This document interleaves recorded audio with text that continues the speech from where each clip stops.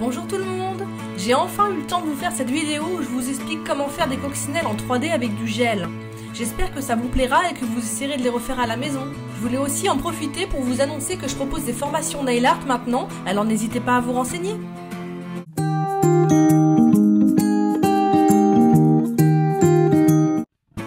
J'ai commencé par poser une base blanche que j'ai matifiée en ponçant légèrement. Et avec un pinceau de détail de mauvaise qualité pour ne pas l'abîmer, j'ai tracé un cercle assez large que j'ai rempli en rouge. Bon, moi là j'ai utilisé du semi-permanent, mais vous pouvez tout à fait utiliser du vernis classique ou de la peinture par exemple.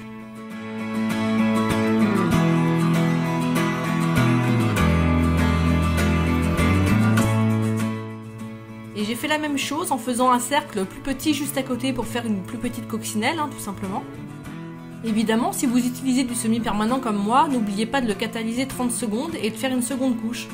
Pour le gel, j'ai choisi d'utiliser le Base One qui m'a été envoyé par ma partenaire Beauté Design, je vous mets le lien en barre d'infos. Ensuite, avec un dotting, j'ai prélevé du gel et j'ai roulé le dotting dans mes doigts pour pouvoir faire une boule de gel en fait.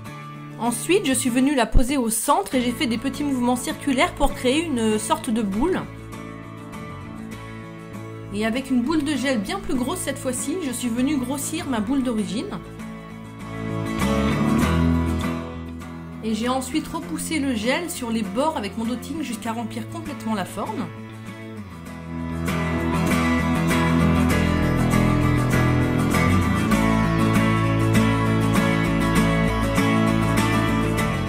Sans oublier d'essayer de redonner une belle forme à la boule.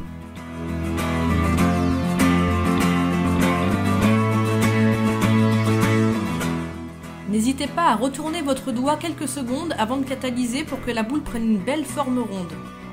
Cette fois-ci, il faut bien catalyser au moins 3 minutes. Pour la deuxième coccinelle, c'est exactement la même chose, sauf qu'on va mettre un petit peu moins de gel évidemment pour faire une boule plus petite.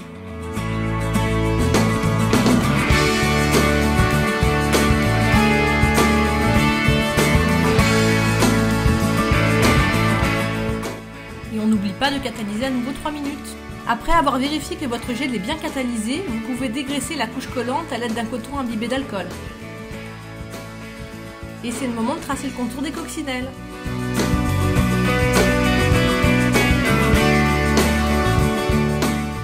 Alors moi j'ai choisi de prendre un vernis liner car comme il y a du relief, j'ai pensé que la tenue serait meilleure qu'avec de la peinture. Mais si vous avez du mal à utiliser un long pinceau, parce que c'est vrai que c'est pas très maniable, rien ne vous empêche de prendre un pinceau de détail plus court.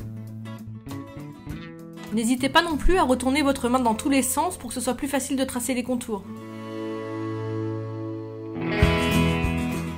Ensuite, j'ai dessiné la séparation des ailes des coccinelles. J'ai choisi de les faire presque face à face, comme si elles se croisaient en fait, mais vous pouvez les faire dans le sens que vous voulez. Et avec des dottings de différentes tailles, j'ai dessiné la tête des coccinelles. Ensuite, avec un dotting plus fin, j'ai fait des petits points sur les ailes.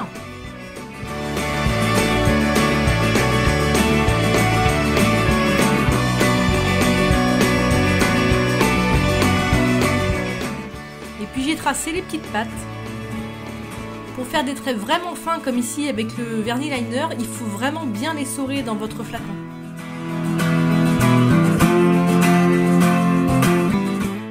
Et encore un petit coup de dotting pour dessiner les petits yeux avec du vernis blanc. Et on n'oublie pas de mettre son top coat en prenant soin d'en mettre bien entre les coccinelles. Et voilà, c'est déjà terminé. J'espère que cette vidéo vous a plu, en tout cas moi j'ai adoré porter ce nail art sur mes ongles. Si vous aimez mes vidéos, je vous invite à me suivre aussi sur mon blog et sur ma page Facebook où je mets plein de choses. Pensez également à vous abonner à ma chaîne YouTube si vous ne voulez rien rater. Et vous pouvez également cliquer sur la vidéo si vous voulez en voir plus. Moi je vous dis à bientôt!